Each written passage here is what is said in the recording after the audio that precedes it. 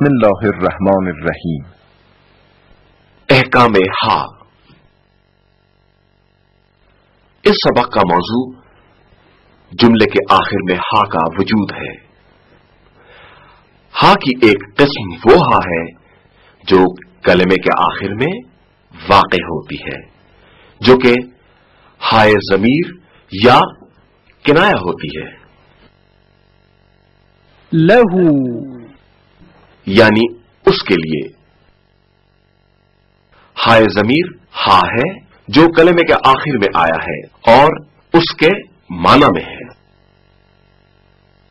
ہائے ضمیر بعض اوقات اشباہ ہوتا ہے۔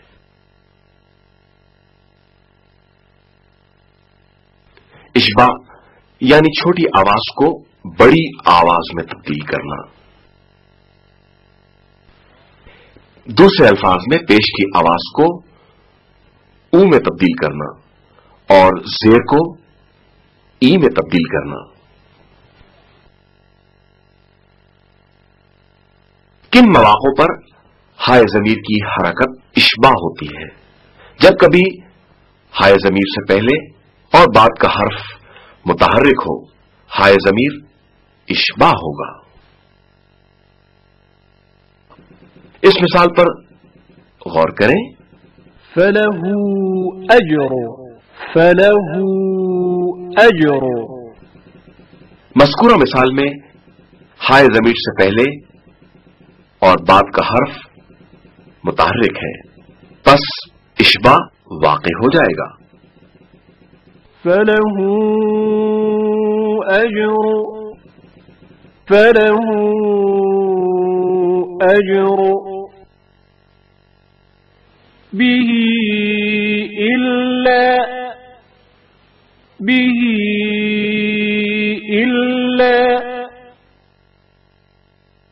كيناك بالفقر يا الغنى وأنت الذي لم تزل محسنا الله الله الله الله الله الله لا إله إلا الله۔ یرضہ لکم میں استثناء اشباہ نہیں ہوگا۔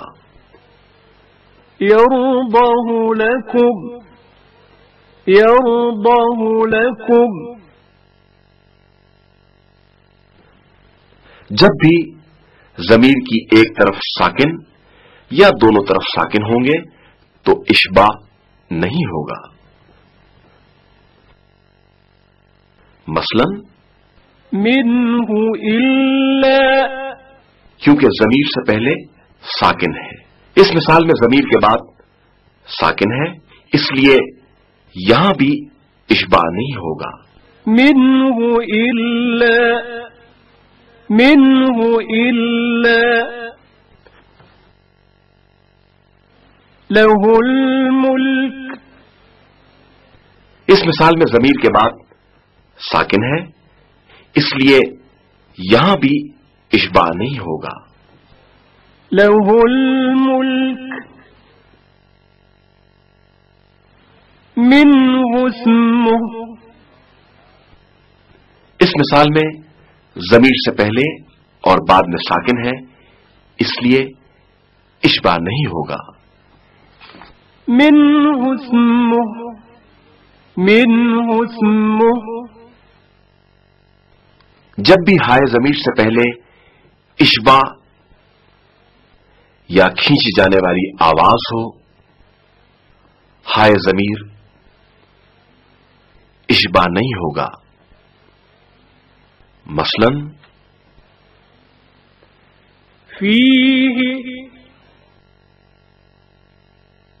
فیہ پورے قرآن میں بغیر اشباہ کے پڑھا جاتا ہے، مگر سورہ فرقان کی آیت 69 میں اشباہ کے ساتھ پڑھا جائے گا۔ وَيَخْلُدْ فِيهِ مُهَانًا،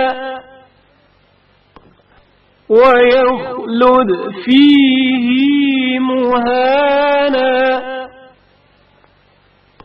بعض قرآنی نسخوں میں رہنمائی کے لیے ایک الٹی یا لکھی جاتی ہے. وَيَخْلُدْ فِيهِ مُهَانًا.